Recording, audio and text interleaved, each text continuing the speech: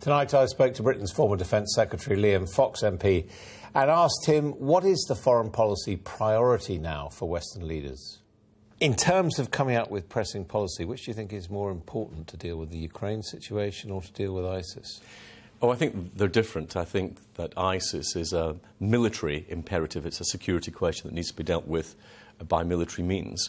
I think the Ukraine is more of a political problem and probably can be de-escalated by political or diplomatic means if the parties involved want to be. Let's start with ISIS.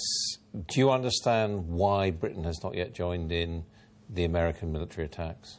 Well, it seems to be that what the British government is looking for is a wider coalition with partners in the region as well as just the United States.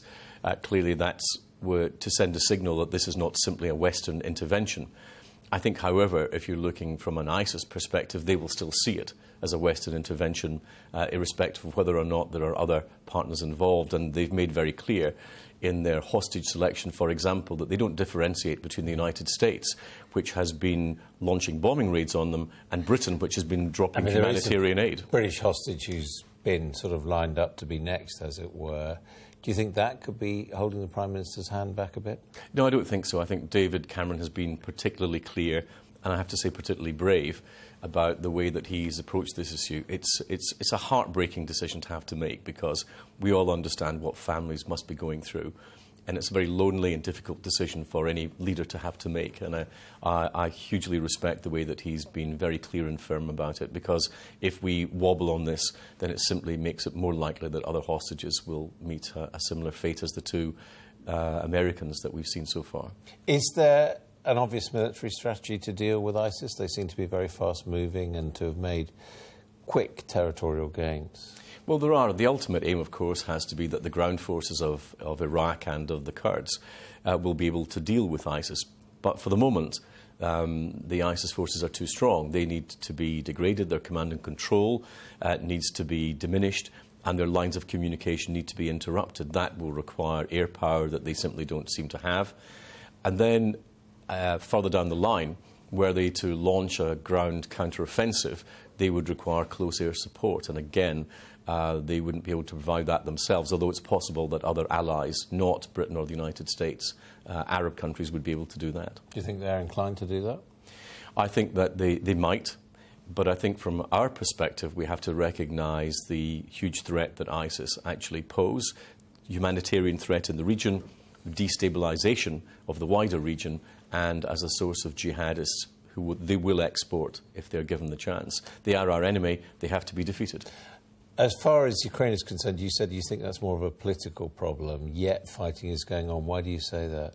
Well, I think that the root of the problem is that the West has allowed Putin to prod us without adequate responses, from the cyber attack on Estonia to the invasion of Georgia, the cutting off of Ukraine's gas.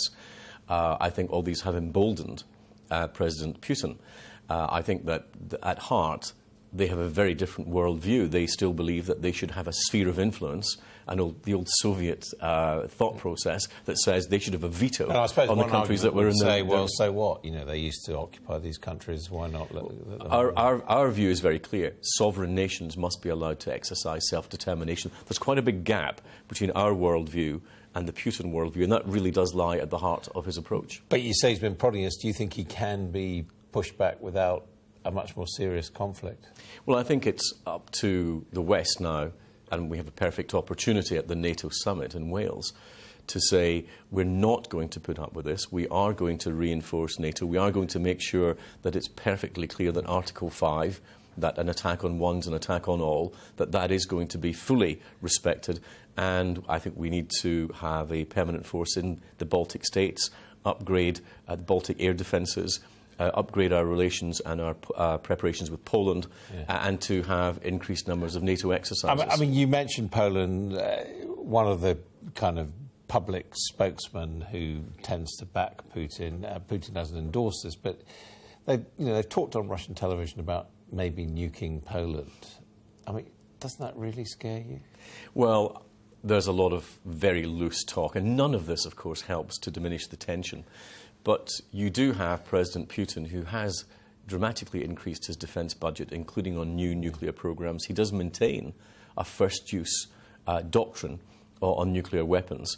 And I think that this is telling us increasingly about the salience of the nuclear weapons issue. Finally, you've been writing about this today, about NATO members spending 2% of their GDP on defence, but truth is we're not going to do that according to our own Red Book projections in this country. I mean, are we really serious about defending ourselves still?